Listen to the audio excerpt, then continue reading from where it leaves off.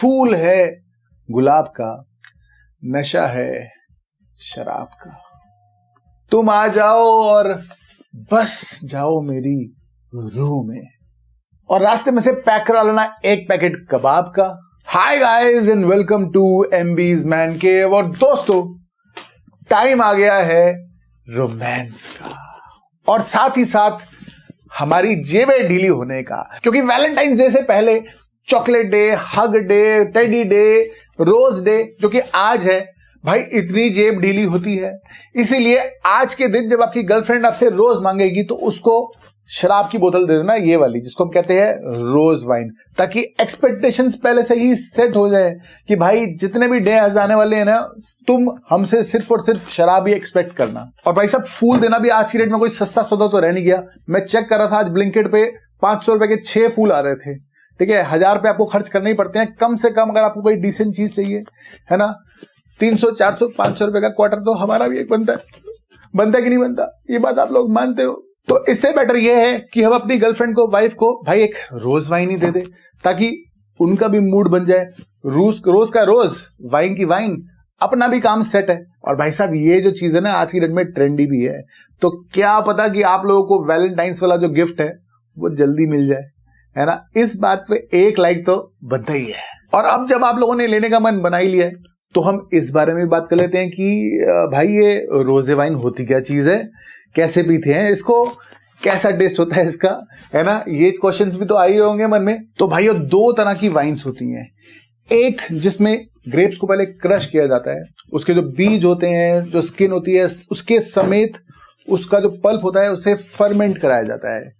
Ferment यानी कि उसकी जो शराब बनती है, शराब में डेवलप होता है, और वो जो शराब बनती है उसे हम कहते हैं रेड वाइन। और दूसरा मेथड जिसमें ग्रेप्स का पहले जूस निकाला जाता है, उसके बाद उसे फर्मेंट किया जाता है। वो जो जूस निकलता है उसे फर्मेंट कराने के बाद जो शराब बनती है वो होती है वाइट वाइन। अब इन दोनों मेथड्स को अगर किसी भी तरह से मिला दिया जाए, मिक्स कर दिया जाए, तो उससे बनती है रोजे वाइन।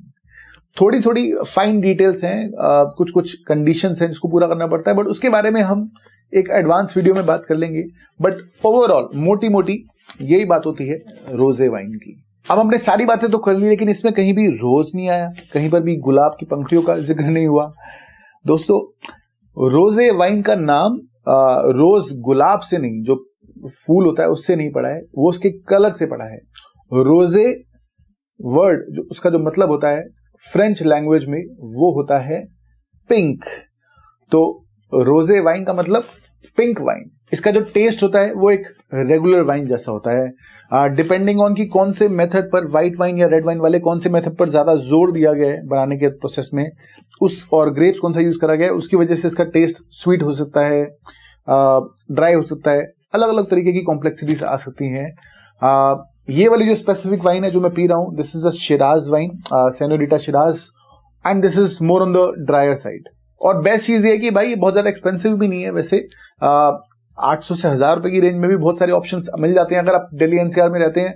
अगर आप दिल्ली एनसीआर में नहीं रहते, बैंगलोर, मुंबई में, तो भाई थोड़ी सी एक्सपेंसिव हो सकती है, मैं समझ सकता हूँ। लेकिन आप लोग भाई कमाते भी तो इतना हो यार, क्या हो गया। और ये वाली वाइन इंडियन भी नहीं है, फ्रेंच वाइन है, तो उस हिसाब से I think it's a good deal. अगर आपको इस प्राइस रेंज में अच्छी वाइन्स मिल जाती हैं, वो भी imported wines, then why not go for it. अब आई नो कि विस्की वाला टेस्ट तो शायद ना मिले आपको इसके अंदर, लेकिन दोस्त अब आप इसकी आदत डाल ही लो, क्योंकि आप इसे एंजॉय करो ना करो, मैडम इसको एंजॉय करेंगी ही करेंगी। चलो फिर हम भी जाते हैं, अपनी मैडम को एक एक लगा के आते हैं।